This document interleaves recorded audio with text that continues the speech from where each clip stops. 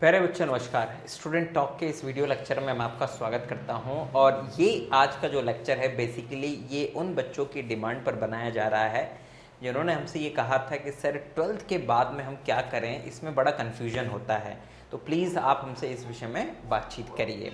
तो हम लोग आज उसी विषय में बात करेंगे कि 12th के बाद हमारे पास में क्या क्या संभावनाएं हैं, हम किन किन विषयों के ऊपर सोच सकते हैं, हम भविष्य में क्या करना चाहते हैं और 12वीं के बाद में हम किस कोर्स को ऑप्ट करें या उसको पढ़ना शुरू करें अपने जो भी हमने 11th 12th में सब्जेक्ट लिए हैं उसके अकॉर्डिंग, ताकि हम कुछ अच्छा कर पाएं अपने भविष्य में। लेकिन यहाँ पर ज़्यादातर जो बच्चे हैं मुझे नहीं पता है कि वो किस पॉइंट ऑफ व्यू से सोच रहे हैं। अगर वो इस पॉइंट ऑफ व्यू से सोच रहे हैं कि हमें 12वीं के बाद में ऐसा क्या करना चाहिए कि जिससे हम ज़्यादा से ज़्यादा पैसा कमा पाएँ, तो फिर मेरा ऐसा मानना है कि फिर आप लोगों को थोड़ा सोचना चाहिए इस विषय में, क्योंकि मेरा ऐसा व्यक्तिगत मानना है कि आप अपने भविष्य में क्या करना चाहते हैं उसके लिए सबसे पहले आपको ये पता होना चाहिए कि आपका इंटरेस्ट किस में है, यानी आपकी रुचियां क्या हैं, आप किस काम को करते हुए ज़्यादा खुशी महसूस करते हैं या किस काम में आप अपने आप को कंफर्टेबल पाते हैं और थकते नहीं हैं उस काम को करते करते। देखो, एक होती है शारीरिक थकान और एक होती है मानसिक थकान। तो जिस काम को करते करते आप मानसिक थकान महसूस करते हैं, इसका मतलब आप उस काम के लिए नहीं बने हुए हैं। और जिस काम को करते हुए आप शारीरिक रूप से थक जाते हो लेकिन मानसिक रूप से थकते नहीं हो, इसका मतलब यह है कि उस काम को करने के लिए आप एक योग्य व्यक्ति हैं। इट मीन्स दैट कि आप उस काम में परफेक्शन ला सकते हैं। इसका मतलब यह है कि उस काम को करते हुए आप उस काम को एक नई ऊंचाइयों पर ले जा सकते हैं। यह आपके अंदर क्षमता है, क्योंकि आप उस काम को करते हुए थकते नहीं हैं।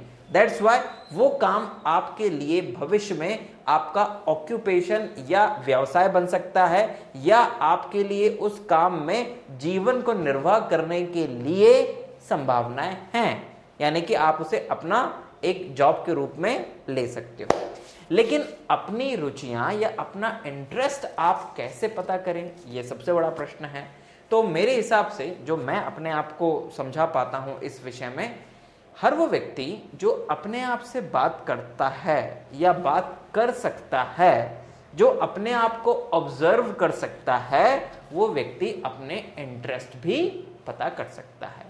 फॉर एग्जाम्पल, अगर आप मुझसे पूछें तो मुझे सबसे अच्छा लगता है बच्चों के साथ में बात करना, उनके इंटरेस्ट की बातें करना, उनको कुछ अच्छा सिखाते रहना, उनके भविष्य में उनके लिए क्या फ़ायदेमंद है और उनकी छोटी छोटी समस्याएं जो होती हैं जिससे अक्सर वो डीमोटिवेट हो जाते हैं, उन समस्याओं को दूर करने का प्रयास करना और उनको फिर से मोटिवेट कर देना और उनके अंदर बहुत सारी ऊर्जा भर देना, जिससे कि वो फिर से तैयार हो जाएं पूरे जोश के साथ काम करने के लिए और अपनी जिम्मेदारियां पूरी कर सकें, उनको इस लायक बना देना मेंटली, मुझे इसमें बड़ा मज़ा आता है।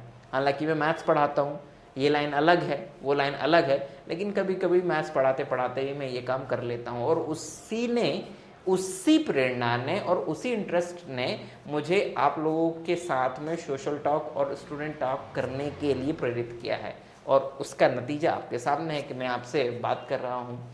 तो आप सबसे पहले अपने साथ में बात करना शुरू करिए, आप अपने आप से बात करिए, आप अपने इंटरेस्ट को पहचानने की कोशिश करिए। और ये कोई बड़ी बात नहीं होती है, थोड़ी सी प्रैक्टिस में और 10 से 15 दिनों के अंदर आप पता कर सकते हैं कि आपकी रुचियां क्या हैं। आप सिंपल सी बात, मैं आपको इसका एक सिंपल सा तरीका बताता हूं कि आपको करना क्या है। सिंपल देखिए, आप दिन भर में बहुत सारे काम करते होंगे, या कुछ काम ऐसे होंगे जो डेली करते हैं, कुछ काम ऐसे होंगे जो वीकली करते हैं या 2 से 3 दिन में एक बार करते होंगे। आप लोग सब मूवी भी देखते होंगे, आप सब टीवी भी देखते होंगे, सीरियल्स भी देखते होंगे, अपने आसपास के लोगों से भी मिलते होंगे, कई सारी पर्सनालिटीज आपके सामने भी होंगे। फॉर एग्जाम्पल, आपके सामने पॉलिटिशियंस भी होंगे, आपके सामने टीचर्स भी होंगे, आपके सामने साइंटिस्ट भी होंगे, आपके सामने क्रिकेटर्स भी होंगे, आपके सामने एक्टर्स भी होंगे, आपके सामने गायक भी होंगे, आपके सामने संगीतकार भी होंगे, आपके सामने डिफेंस फोर्सेस के लोग भी होंगे, आपके सामने पुलिस भी होगी, आपके सामने और भी कई तरह की भूमिकाएं होंगी, साइंटिस्ट भी आपके सामने होंगे, आपके सामने डॉक्टर भी होगा, आपके सामने एक क्लर्क भी होगा, बैंक में काम करने वाला पीओ भी होगा, आपके सामने सड़क पे सफाई करने वाला भी एक व्यक्ति होगा, एक सड़क कॉन्ट्रैक्टर भी होगा जो सड़क बनाता है मजदूरों की मदद से। बहुत सारे ऐसे काम हैं जिसमें कई सारी भूमिकाएं होती हैं जिसमें व्यक्ति काम कर रहे हैं।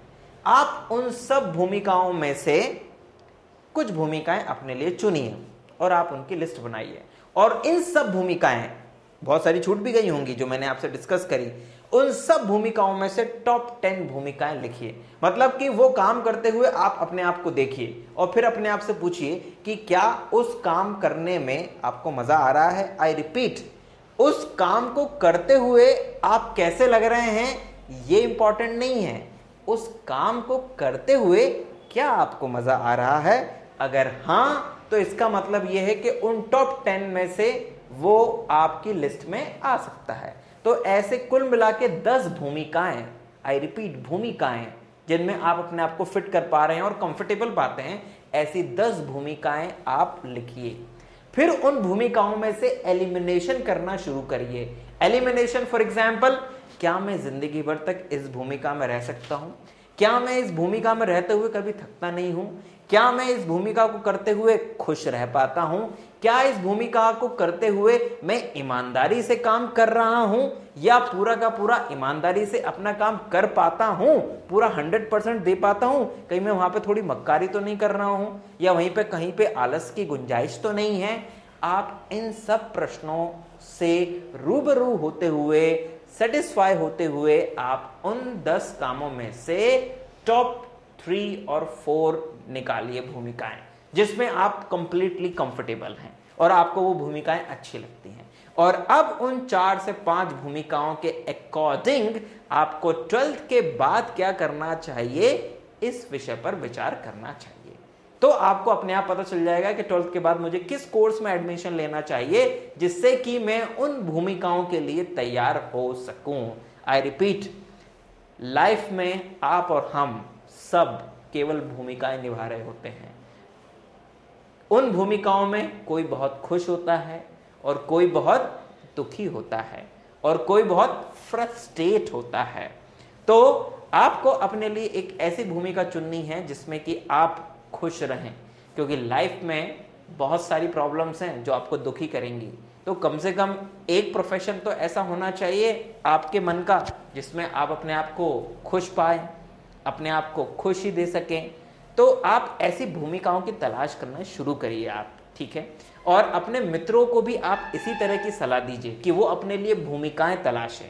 कौन सी भूमिका में वो अपने आप को बहुत अच्छा पाते हैं, कौन सा ऐसा रोल है जिसको निभाते हुए वो सबसे अच्छा महसूस करते हैं। हम सब एक्टर हैं बच्चों इस लाइफ में। भगवान ने हमें, ईश्वर ने हमें कुछ रोल प्ले करने के लिए भेजा है। कुछ लोग सही रोल प्ले कर रहे होते हैं, कुछ लोग गलत रोल प्ले कर रहे होते हैं, कुछ लोगों को पता ही नहीं है कि वो किस रोल में है। तो आप पता करिए सबसे पहले कि आप अपने लिए कौन सा रोल चुनना चाहते हैं। 10वीं कक्षा के बाद में यही प्रश्न सबसे इंपॉर्टेंट हो जाता है। और मैं तो ये कहूंगा कि अगर मेरा वीडियो ये 10वीं क्लास के बच्चे देख रहे हैं तो आज से ही आपको ये प्रैक्टिस कर लेना चाहिए कि आप किस भूमिका में अपने आप को कंफर्टेबल पाते हैं और उसके अकॉर्डिंग आप कक्षा 11वीं में अपने विषय का चयन करें। आप मैथ्स चुन रहे हैं, बायो चुन रहे हैं, कॉमर्स चुन रहे हैं, कंप्यूटर चुन रहे हैं, आर्ट्स चुन रहे हैं, होम साइंस चुन रहे हैं, या जो भी सब्जेक्ट आपके स्टेट में चलते हैं उनमें से कौन सा सब्जेक्ट आपको कक्षा 11वीं में चुनना चाहिए, ये आपको कक्षा 10 में ही निश्चय कर लेना चाहिए। तो कक्षा 10 और कक्षा 12, कक्षा 10 में ही ये काम हो जाना चाहिए। लेकिन अगर आप नहीं कर पाए हैं और अगर आप कक्षा 12वीं के एग्जाम दिए हैं और आप इसके बाद में कुछ अपने लिए अच्छा सोच रहे हैं तो जरूर आपको इसकी थोड़ी सी प्रैक्टिस करना चाहिए। इससे रिलेटेड कई सारा जो मटेरियल है आपको न्यूज़पेपर में भी लगातार आएगा आने वाले समय में, जैसे ही 12वीं के एग्जाम के रिजल्ट्स आने शुरू होंगे। लेकिन अगर आपको मेरी बात समझ में आई है तो आप आज से ही अपने लिए भूमिका चुनना शुरू करिए और ऐसी 4 से 5 भूमिकाएं आप बना लीजिए जिनमें आप अपने आप को बहुत कंफर्टेबल पाते हैं। सबसे पहले टॉप पर उस भूमिका को रखिए जो आपको सबसे ज्यादा पसंद है। अगर आप उसमें रहेंगे तो एक तरह से आप स्वर्ग में हैं ऐसा महसूस करेंगे आप, ठीक। अगर बाय चांस उसकी संभावना ना हो तो सेकंड, थर्ड एंड फोर्थ जो भी आपके लिए संभावनाएं हो सकती हैं, क्योंकि क्या होता है बच्चों कि अपने सपनों को पूरा करने के लिए कुछ दूसरी चीज़ें भी फैक्टर होती हैं। फॉर एग्जाम्पल, आपकी आर्थिक स्थिति कैसी है, आपकी बौद्धिक समझ कैसी है, इसके बाद आपकी जो पृष्ठभूमि है, आपके घर में आपके माता पिता की शिक्षा कितनी है, वो उस चीज़ को समझ पा रहे हैं कि नहीं समझ पा रहे हैं, क्योंकि फाइनली किसी ना किसी रूप में माता पिता ही आपको सहयोग दे सकते हैं अभी इस स्थिति में।